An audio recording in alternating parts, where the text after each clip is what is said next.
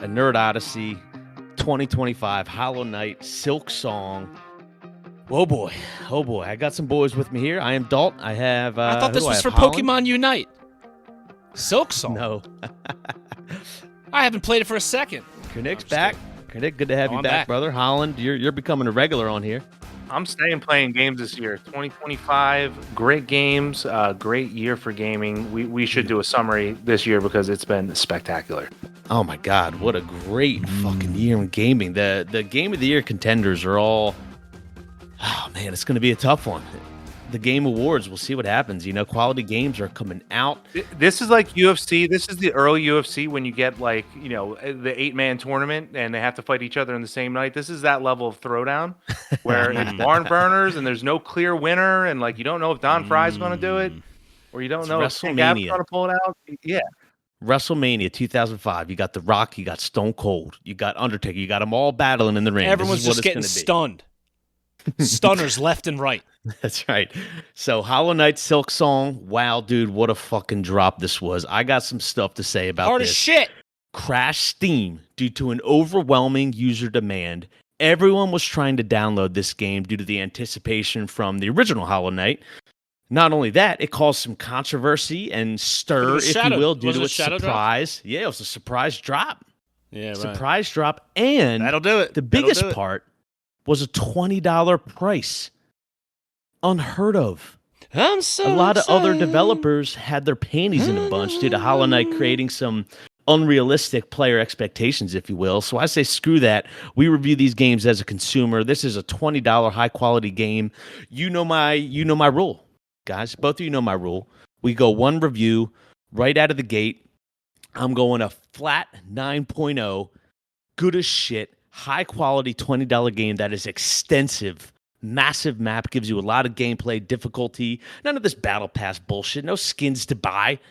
No more money bullshit skins to spend. This is changing the landscape of gaming. God damn it. I'm done. You guys go. Dalton just goes, before we start, he goes, make sure we're going to keep it on track. John, don't go ranting in every direction. He just went on a total rant, touched every subject, and God damn it was beautiful. And I feel like playing it right now. And I don't feel like doing this review anymore. I'm opening my Switch right now. That was beautiful.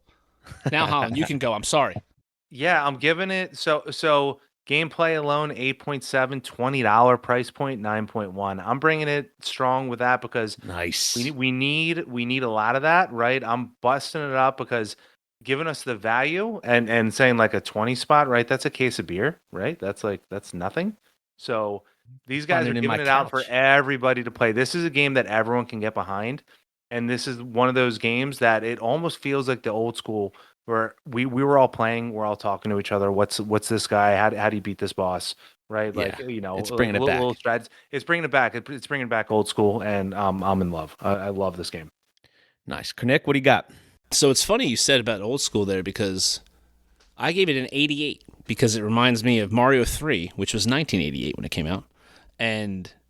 But in all seriousness, I think it's there's so many things about it. I'm sure you want to get to different parts of it later, but like, not only did I love the game and I loved playing it, even though I died 100,000 times and lost my beads 100,000 times, it reminded me of playing Mario 3, Sonic 2. It reminded me of being a kid playing platformers that were challenging, and it's probably the hardest platform I've ever played. And I played Super Meat Boy and Celeste and all these other games that seemingly all ripped off Mario 3 to a better extent, but this game reminded me of that. It gave me the same level of difficulty where, it's obviously way different than a game like that where there's maps and, there's items. It's got almost like RPG elements to it. Actually, Holland, we were talking when we first started it that it was like Mega Man meets, something else. I forget exactly Mega what Man we meets like, Link to the Past. It was almost it, right? So like the puzzles and the maps of something like a Link to the Past or even the original Zelda, you could kind of call it. But you've got that platforming element and that kind of hardcore and just kind of the different moves. You end up getting upgrades with your dashes and kind of you're jumping off the wall. So you end up getting why it reminded me of Zelda. And what's really interesting too is like the basic guys kind of midway through the game, you can get beat by just kind of the random guys in the area, and that's very Mega Man. That you don't really kind of get beat up in a lot of games by the randos. In this game, that you're challenged throughout the random parts of the map, not just the bosses. From Bone Bottom to the Citadel, man, for sure. It keeps the escalation, like by the end. That's what I'm trying to say. Like in like a Mario 3, World 7's the only really hard one where there's all kinds of vertical jumps and different platforming stuff. You don't even have to wall kick and things like that. Some of the final stuff in this game, like you're ascending on floating beasts, doing pogos from one guy to another, having to dash midair to grab a ledge to then jump to the next. Like you're talking 40, 50 inputs before you can get to the top of the thing you need to get to. Like some of this stuff was very hard. And where I wanted to even go with this in the beginning is like it reminded me of Nintendo hard, but like it's crisper. And there's something about like, and I don't want to get too into this, but like everyone knows some of those original NES games were so hard because they were just, the jumps were unfair. The controls were clunky. You couldn't like really go and turn on a dime. Like Mario 3 was the first game where I was like, wow, I can really control this guy, and I feel like I can dance all over these fucking enemies. This game, if you're good enough, it's challenging but fair, as they say about the other Souls games. Like they're fair. So I want to talk about the gameplay, right? So you're right, challenging but not unforgiving. No, now it's unforgiving, but it's fair. No. Yeah, challenging but not unforgiving. It's not that No. It's I'm sorry, challenging but not unforgiving. There is forgiving elements to it, so there is a high learning curve. And if you haven't played a Metroidvania game before, it can feel overwhelming, but this is what I love, dude. Challenging games are back. The Souls-like genre had a remarkable influence on the impact and on the landscape of gaming. But you control Hornet in her red dress, and you have a little needle, right? And you're navigating this unfamiliar kingdom called Farloon, where she must journey to that kingdom's peak, like you're talking about. You start at the bone bottom, you start at the very bottom. You got to get to the top. You're battling foes and bugs, and you're uncovering mysteries, and it's really like this beautifully handcrafted 2D world. Challenging combat, exploration. You're not lost. This is exploration, and that takes a while to get the hang of.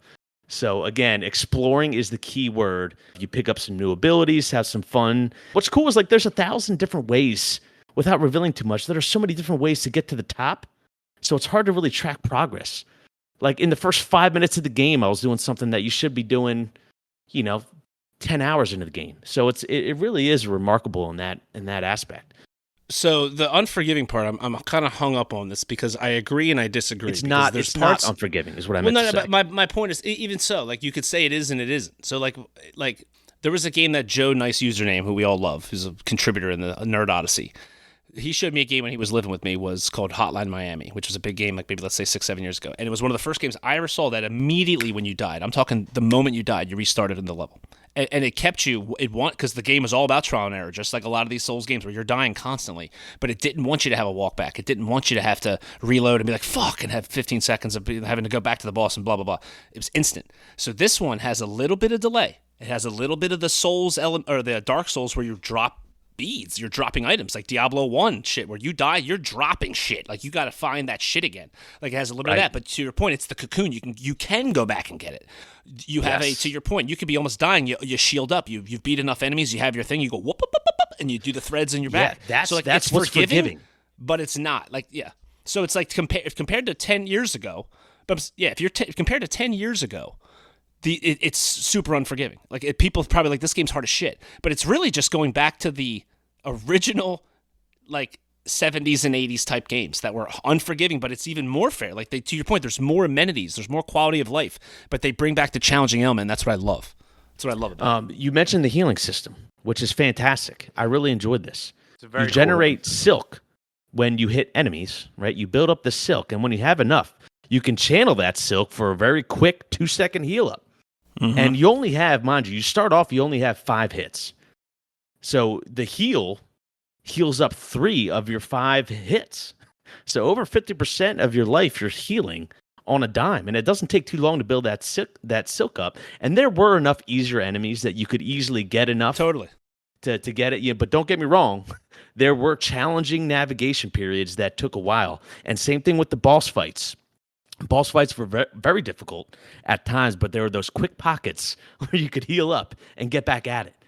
So Silksong, Hollow Knight Silksong gives you the means to get the job done, and that's what I love so much about it. It was clearly made by people, and obviously even just the first one, it was a Kickstarter game. It's a totally small unit art aesthetic from really singular visionary stuff. Like, my point is, though, you can tell that the guy that made this, or the team that made this, they loved all the games we've discussed so far. Team the Cherry. Mega Mans, the Zeldas, the Marios, because it has a little bit of everything. To your point, like, that reminds me of the heart system with a fairy. You get a fairy in a bottle, you can pull it out whenever you want and recharge all your heart bars. But guess what? In this one, all you gotta do is bash some enemies up. That's like Mario 64, where you can just get some coins and reload your health at any time. Like, it was a little bit of everything.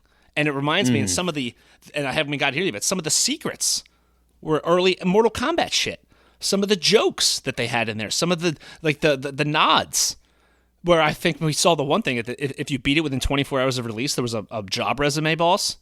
Oh yeah, Like, dude, get a They fucking patched job. it out. Like, what the fuck is the matter with you? Like, that's so funny. That's a brilliant. babality from Mortal Kombat. Like, it had respect. To your point, it's $20. They respected the consumer, dude. We've been disrespected for so long. This game had respected Shadow Drop. That didn't even jerk you off with a huge trailer and all this other stuff. Just, here you go, $20. The studios are pissed. Like you said, they're pissed. Right? Because it Yeah, just other undermines them. indie developers And are it's better pissed, game than right? half the shit they're putting out anyway. And it's better. Well, what's also fun was the journalists were mad because they didn't give them like the free trial games and stuff like that. So that was awesome that they just kind of gave the middle finger to the journalists as well. They said everyone's got to start at the same time, right? Yeah. I didn't mention that. It's Team Cherry, but real quick, we talked about the needle attacks. I just want to hit on this and one other aspect of the gameplay that's pretty interesting. Silksong, the Hornet, who I alluded to, that's the girl you play as. So Hornet, she has her basic needle attacks, and then she has these specialized silk skills where like a little spear and a little AoE kind of thread storm that you can use as part of the silk you build up for powerful hits. But then they have these ancestral arts, they're called, where you can get them and you get a dash, you get a cling grip, for example, for movement and combat advantage. But you can also find and equip different crests. Like, the crest was like Hornet's head, but you can move between these crests, and that either they can enhance certain attacks, like the Architect's crest, which allows for like charge attacks, right? And then also you can change the way you move, change the way you navigate. So there were multiple different crests that affected your gameplay. And I found myself gearing and leaning towards one particular crest, which was cool, man. It changed the way you were. If you were just trying to explore, you would use the Explorer, the Wanderer's crest. If you wanted to find a boss, God knows you're fucking hitting that DPS, baby. You know what I mean? So it's cool. You got to switch in between. Yeah, and so one thing that was awesome about it, we bust Slaucer's chops about the side quests a lot. Yeah. And he deserves Yeah. it, right? Because like, go get a job, Matt. Like, do something with yourself. Go hug your wife. I don't know. With these side quests, everything was very rewarding. There wasn't a lot of kind of fluffy side quests in this. So you go do a side quest and you get some berries. The things you get for the berries were actually awesome. Right, so you didn't spend a lot of wasted time looking at side quests, getting going down and tracing down some trinkets to get a few dollars or a few beads or whatever that the currency is of the game. A lot of the side quests are very healthily rewarded, so they respect your time in this game. They do. Which I just I loved it, and it really drove me when I got stuck in certain parts. I was like, you know what, I'm going to take on some of these side quests and go do them, and it felt rewarding. It didn't feel like a waste of my time. I'm so glad you said that, because I hit a tough spot. I died 10 times at this tough spot. I can't get there. I'm just going to go the other way. I'm going to go explore over here. And then as soon as I found a limit to the map, I found myself saying, no fucking way, as I entered into a whole nother realm of different look and platforming. The creativity in this game and the map design is truly genre defining. Coupled with the difficulty in the gameplay, it's going to stand in the test of time. And the map, again, is fucking massive. I alluded to it when I first opened up this episode. The map is huge, and you can buy maps to each area, and you can mark certain things that you found important. So it does give you the tools to get the job done, which I loved about the gameplay. To your point, it's what I brought up about like the Mortal Kombat secrets. You could obsess about this game and search for things and search and find new places and take new routes and find something new, find new bosses, hidden stuff, Not that many people have 100%ed it yet. No, that's what I mean. There's been a couple incredible. people, but like, and a couple videos I see, but when I completed it, it was like 22 hours in. I didn't even do the whole Act 3. I was like, dude, I'm not even 50% through the game. What? Like this game is, again, it's massive, but I do have a couple negative takeaways from the gameplay.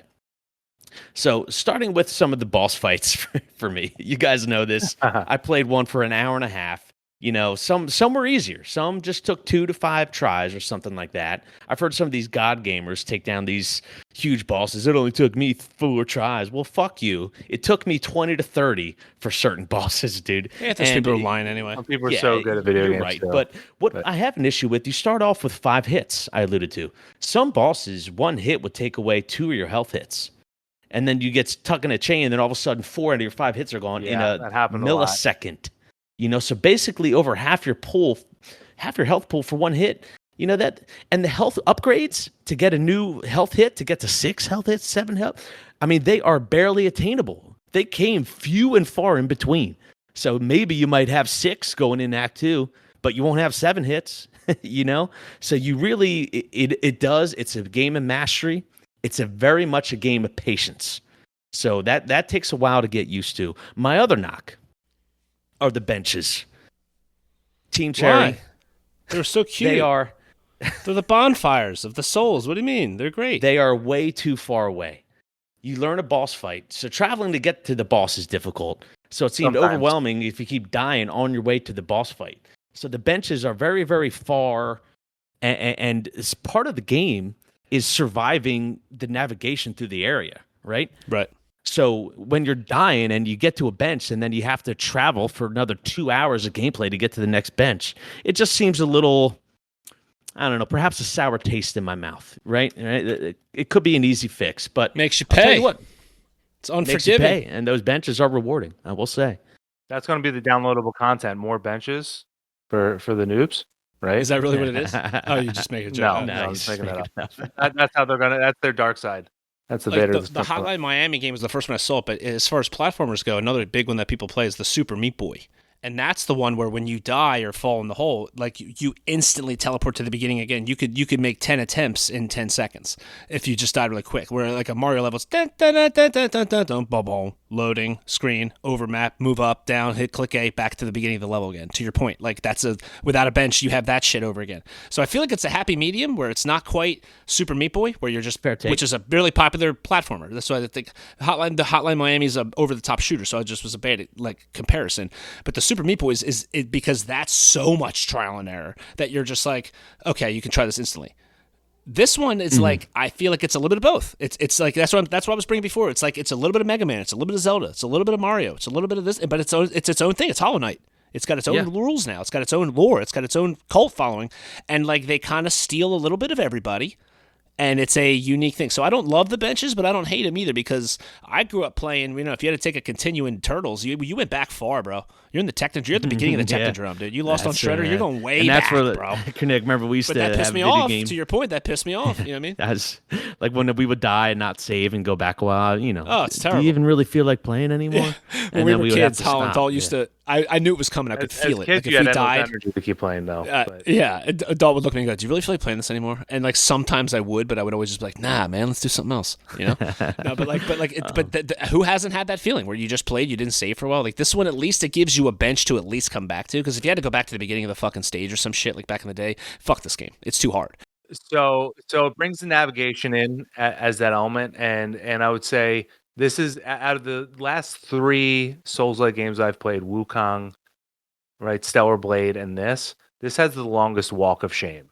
Exactly to Dalton's point, right? It's a lot. So the bosses are arguably, at least my opinion, they were the easiest out of all of these 3 games. But the boss fights aren't like other Souls games, though. To be fair, so it's a lot of that some of them are, and adventuring, right? It's a lot of that adventuring and jumping around. So it does get that throwback style.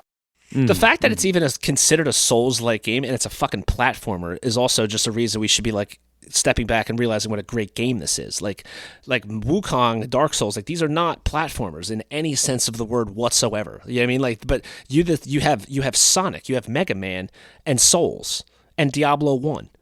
And Mario 64, because you're doing wall kicks and fucking like shit like that, And then there's a little bit of humor, like do the sound effect, the guy singing at the gate, do it.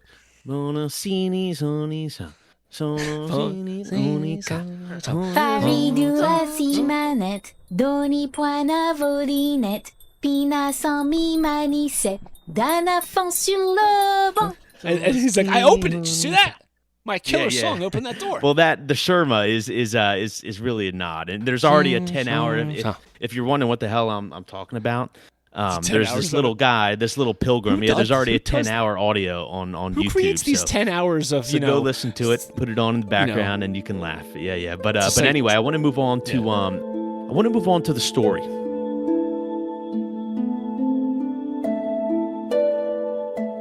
Now, the story was awesome, beautiful. However, I have a big time knock. And this is what takes it away from being a perfect game for me. I didn't know this until 75% through of my first playthrough, that you can beat Silksong with a very questionable to nearly bad ending at the end of Act 2. Now, there are 5 different endings. Without getting too revealing, this is no spoilers, gentlemen, all right? So 5 different endings, which is cool, but you need to activate certain quests and activate Act 3 by performing a significant amount of totally trivial quests, such as collect 5 bells, donate some rosaries over here, that did not align with the main quest at all, which differs from the original Hollow Knight. There was things to activate another act, but it was aligned with your main quest. But you have to, in Silksong, you have to complete these arbitrary tasks to unlock Act 3, which is now easy to find online. I know that. All the secrets are on there already. And I will say the Act 3 endings, to quick make a positive, and the story that follow are absolutely amazing and very well done. But the first playthrough, I found myself being like, what was this ending? Cool boss fight, I guess. Like, the boss fight was cool, but it left you short, and there was no real, like, evident thing to say, oh, you need to do this to get through Act 3. It's just, I found it online, so that's my knock. I'll tell you what, it's an interesting knock, and it's totally respectable. I will say, and I don't know, like, only because I've been invoking a lot of old games. Like, there are things where the Mortal Kombat reptile fight, it wouldn't exist today. Like, because you'd find out in 2 seconds. We've talked about this several times during, like, video game weapons or whatever. But, like, Elden Ring, everyone found out that you could bust every wall immediately, and within 8 days, every secret was found.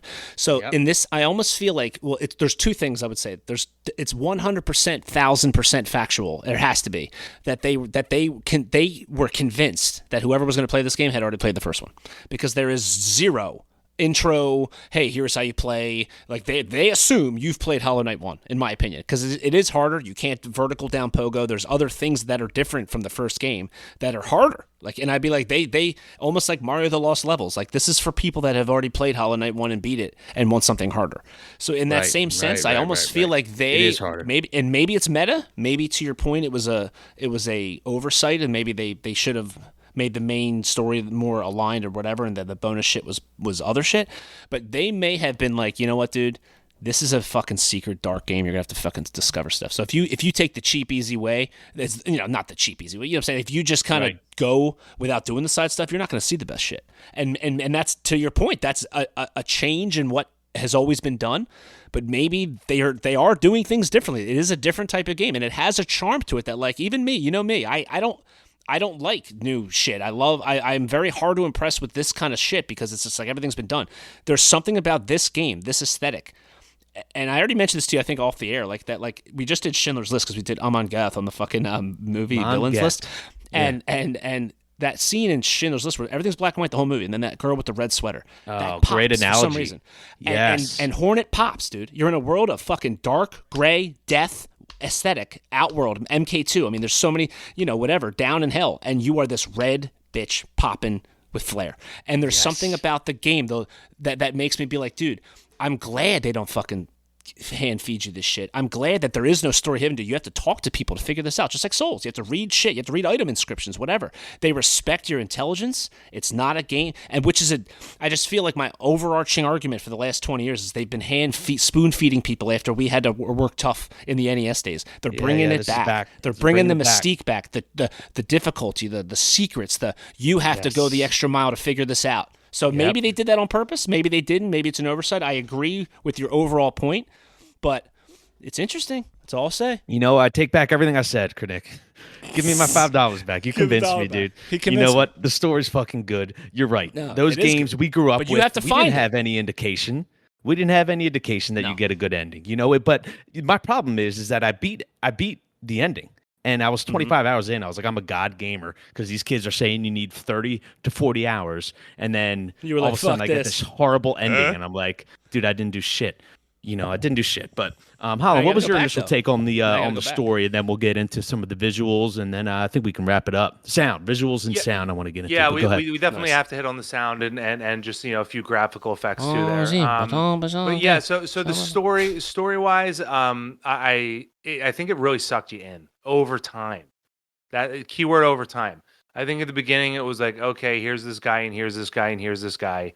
And over time, some of the characters became more interesting and things sucked you in more. The story got deeper. It kind of got scarier. You saw kind of the pilgrims and all the people get haunted and the Silk just cursing everybody. And it really started sucking you in. You're like, okay, this is deeper than I thought coming in. So I would say give it a little bit of time to percolate a little bit. But it totally sucked you in, and it really kind of it hit the mark by the end for sure. Well said. Definitely Well a said. fan, and did get me invested in the story, 100%. Nick, let's go into the visual graphics. You hit it, dude. Hornet Beautiful art. pops. Beautiful. It Pops. really does a good job. Now, here's what Her I want to say. walk, her stance, bro. And remember, she's a boss from number one. She's got I already loved her. When I found out, I was Yeah. like, oh, you play as Hornet. Wow, that's Yeah, like an yeah. interesting little thing. And she's Right. she's a bad bitch. But sorry to cut you off. Go. All I'll say is that Hollow Knight Silksong is a sequel. Some people were calling it a prequel. It is a sequel. I will say no more. But anyway, not only is this a $20 cheap as shit game, but you can play it on Switch 1. You can play it on Switch 2. You can play it on PC. You can play it on Game Pass, whatever the hell you want to play it on. And this has good, fun art style and graphics. It's easy, playable, attainable. Don't worry, you don't need to buy a $650 Switch 2. But the visual and graphics, you have an amazing, I call it the amazing sparkle, baby. You have these popping and addicting flashes of white silk with this bleak, dark undertone and Hornet being in the red. And anytime you power up, or you kill an enemy, or swiping an enemy, you see this flash of white that is just so pleasing to the eye. And that's why I love the boss fights, because of the visuals. The mechanics to get the hang of and get the hang of the fight are always fun in any video game. But the look and feel of this game just felt next level, dude. I have high ratings for You know what? It's funny because I know right now you're currently playing Borderlands 4. And I know you're eventually going to do a review on that game. And it reminded me of a game that you might remember from Xbox Live called Castle Crashers, which had that South Park type very similar. cardboard cutout aesthetic. And Cuphead has a similar type look, And to me, it's not the sharp, I'm playing, we're playing Wukong. I mean, if it's a sick graphics card, I mean, that game looks as real as shit. I mean, you can see the sweat on people's fucking brows. I mean, this game, it's cuter. It's not the most graphically visualizing incredible, but it's like Van Gogh. It's just an aesthetic. It's not like Starry Night is not the most realistic picture you've ever seen. That's not why it's cool. It's cool because this is this fucking artist's vision. You know what I mean? This is that's why the original Mortal Kombat's that's John Tobias art. That's his vision. There's something about this dude's, the art director of this game. His vision is fucking just this. I don't want to say South Park because that's demeaning, and South Park's a crass chud. This is a beautiful art, the one, the first boss, the bone boss with the bells flying everywhere. He's swimming through the bells. There were little bells flying around. It looked like a cartoon, but it was scary because it's bones, and it was like a dark aesthetic. So it was simultaneously Borderlands-ish, where it's cartoony, but it's graphic. I don't know how else to describe it. It was dark and scary, but it looked like it was a play for a kid. A Halloween play for a first grader or something. I don't know how to describe it. I love Paper Mario, Paper Mario type shit. It was beautiful. I love it. Yeah, and a red thing. I can't tell you enough how the red pops on the dark, bleak world. It just does. You seem like the hero. You feel like the light that's coming to this dark world to fucking purge the evil, dude. Very good. With a cape. I would just say some of Zorro. The drawing was beautiful. The background was beautiful. There were a lot of cool details and areas that they put in the extra time on the drawings. Everything mattered. It almost, believe it or not, felt kind of to me, reminded me of God of War a little bit, believe it or not. Drawn, right? So God of War, they have all the references and just kind of the big sculptures and the arts and stuff like that. And this had a lot of details with some of the robots, or the beautiful backgrounds, or that one kind of desert area with the little worms kind of biting at you and everything like that. It just had a lot of things that really popped and said, oh, like they cared about it. So again, shout out to the creators, because you guys Shout out to Team Cherry and the devs. Yes, absolutely. Shout out to Team Cherry. You guys did a wonderful job, and you really put a lot of thought into everything you did. So, and I hope it inspires. We've talked about this, Hal, and like we said, Holland was right. We need some type of like current landscape of the gaming industry banter episode or something. But like at the end of the day, you don't need $1 billion fucking dollars. You don't need the GTA 6 team to make this game. You could just have an art guy. One guy drew this probably, dude. It wasn't hard. It's just assets. But like I hope that inspires other people that have visions to be like, dude, we can do this. We can make a hit. It can be like Cuphead, which was a few years ago, but like that was an interesting vision that was just like this. Why is this charming? Why do I like Cuphead? He's a cup. It's stupid. Yeah. He's shooting a gun. This is the dumbest idea I've ever heard. But I loved it. You know, and like again, she's a little silk. She's a little looks like a demon. She reminds me of Vega from Street Fighter 2. Maybe that's why I love her, because she has that Spanish like kind of cape Vega look with her white mask, and she's super agile and jumping and flipping and wall hugging. Actually, you know what it is, guys? It's Vega. She's Vega from Street Fighter 2. That was my fucking call sign in Dota 2. I love Vega. That's why I love the game. That's it. We figured it out. Well, Thank you. That hits on replayability, because let's Handsome look at fighters Expedition never 33. lose. Let's look at Expedition 33 earlier this year. $50 for a high-quality game, no other price tags, no other things you need to buy, etc. Awesome game. That's going to win Game of the Year. I call it. I think Hollow Knight Silksong is going to be nominated for Game of the Year, but I don't think it's going to win it. But anyway, Hollow Knight Silksong broke down Steam, has been revolutionary in the sense, hey, here's a cheap, incredible game that you can play for 30 hours, and then you're like, fuck, I didn't get to Act 3. God damn it. Let me start it over. I want to get to Act 3, because that's what I'm doing right now. So this is very high replayability for me. This game is going to stand the test of time. Mark my words. Another decade, another 20 years from now, this is going to be considered an all-time great. People are already throwing it in there. It's going to be considered an all-time great. I might rate it higher on my. Every time I do a boss, and the more side quests I do that I didn't do the first time, I like this game more. It's going to grow. It's going to get better. You can obsess so about high it. You replayability. Really yeah, yep. and one more thing I want to hit on is the sound. Holland, I feel like we need to talk about this, dude. Incredible soundtrack, melodic, and it's subtle, but when you listen to it, you could really, the best way I can say is that you could really escape into it, dude. It has lots of different instruments.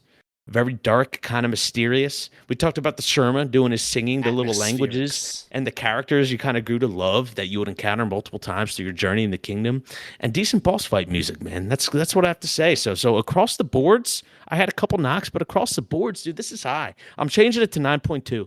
It's a 9.2. I think the sound effects were good. The music was good, but I didn't. Kind of silly at the beginning and grew better and better and better. Mm-hmm.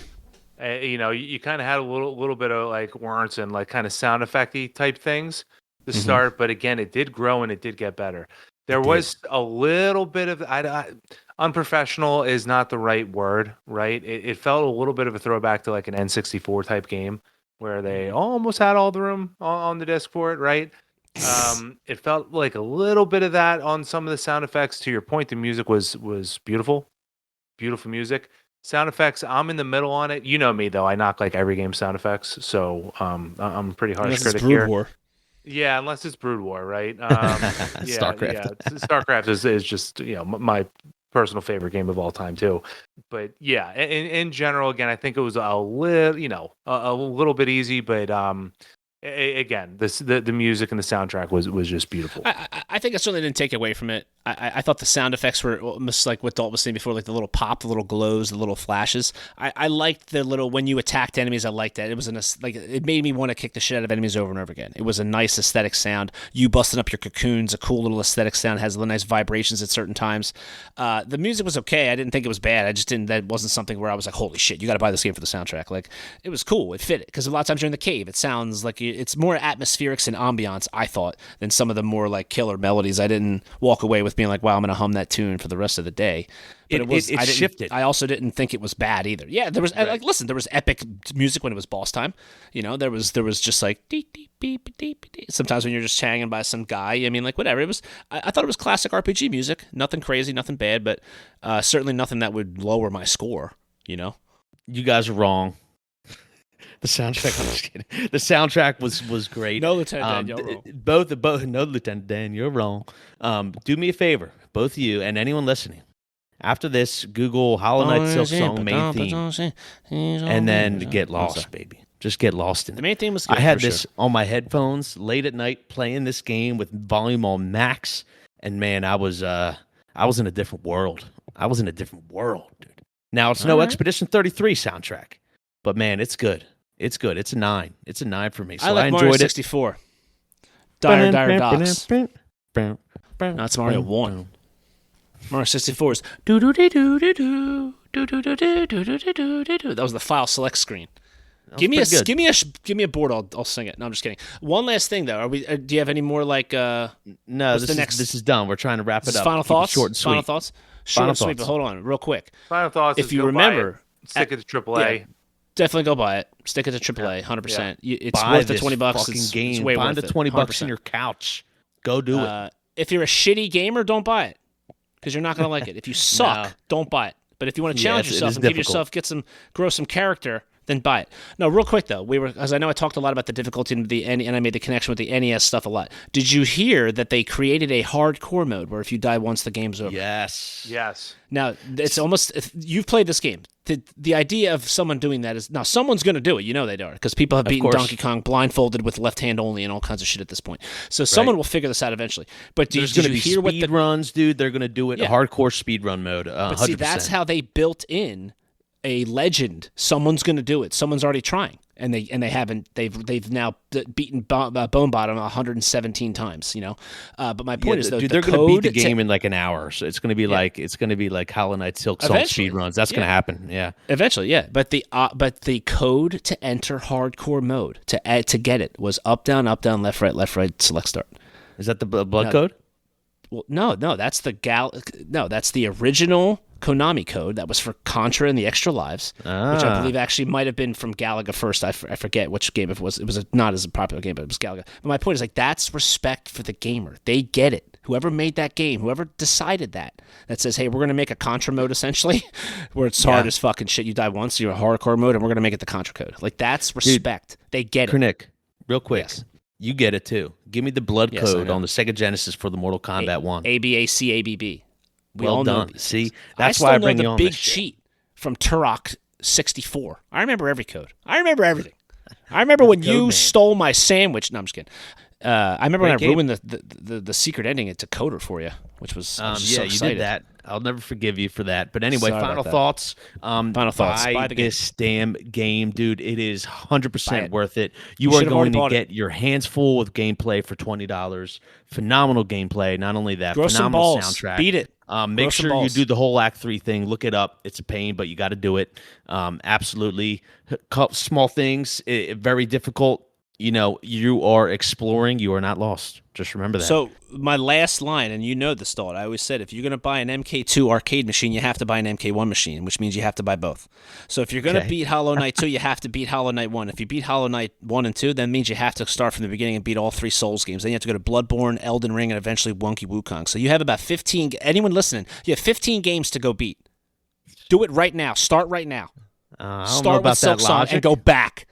Yes. But, if you have, but to, right if you have to on. play Soulslike, then you have to play the other 15 games. Do you get it? Holland, final thoughts. Final thoughts. You know, the best gift to gaming this year is probably this game. Interesting. In terms of the $20 fantastic game, Yes. bang Hopefully for it your buck. starts If a you trend. only had money for one game this year, because of whatever's going on, you can buy a $20 absolute gem, be included It's in true. everybody, and it works on any system, right? Gamers and game developers, rather, really meant for game developers. Take a lesson from this because you don't need to make a system or a game that works on just the best systems. You don't need to make it overly detailed. No one cares about the hairline of the guy. that you're making or the character, right? Just like make a really solid game that plays with really tight controls, make it scale over time, make it harder over time. That progressive turn up of talent or of difficulty pays off for everybody. And that it's going to make an impact. It already has. And again, take this lesson home. You can do it for cheap. Well said, but if you spend the $20, just know you have to buy the other 15 Souls-like games at $250 total, so it's a total of $270, then you'll be playing for 6 years, so enjoy yourself. All right. Well, we can wrap up there. I love you guys. I appreciate your time. Love you, brother, and your crazy takes always. Yes. Crazy. We'll get crazy. So what do we got next? We got Borderlands 4 that's next, how it goes. and then we're gonna get Pokemon Legends. I'm gonna do a full playthrough of that. I'll play that. So that'll be fun. And then we're not playing And Ghost Path of of Exile 2. No. Ghost of Yotai's got some. Should we do a Wukong? Wukong's not that old. That came out last year. I mean, that was Game of the Year-ish for last year. Should we do Wukong? Let's get more reviews under Slosser, our belt. Let's do it. Holland, Wukong. We got Gamble playing now. Gamble's playing Wukong. He just beat Tiger Vanguard, as did I. I'm slowly beating it. By the way, I started Souls 1.